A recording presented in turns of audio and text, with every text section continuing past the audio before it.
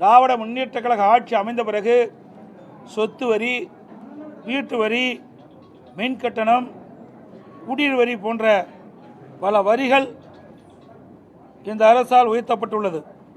இதனால் மக்களின் அன்றாட குடும்ப சுமை பன்மடங்கு அதிகரித்துவிட்டது.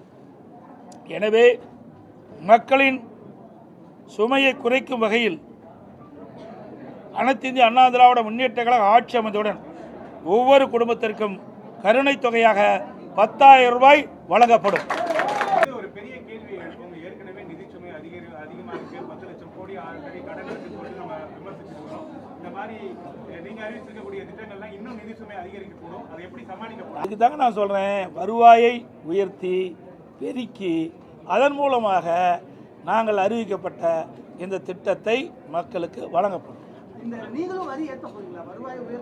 அது இப்போல்லாம் எப்படிங்க சொல்ல முடியும்? வரி ஏற்றுறாங்களா இல்லையா? நீங்கள் கேட்குற கேள்வியெல்லாம் அதாவது வரி உயர்த்துறது பல இருக்குது, புரியுதுங்களா? இன்றைக்கு வரி உயர்த்துவதற்கு பல்வேறு வழிகளில் நிதியில் இருக்குது. அந்த நம்முடைய நிதி துறையைச் சேர்ந்தவர் நிபுணர்கள் மூலமாக எந்தெந்த வகையில் வரி பெருக்க முடியுமோ உயர்த்த முடியுமோ அதை உயர்த்தி நாங்கள் அறிவிக்கப்பட்ட திட்டங்களுக்கு தேவையான நிதியை பெற்று திட்டங்களை செயல்படுத்துவோம்.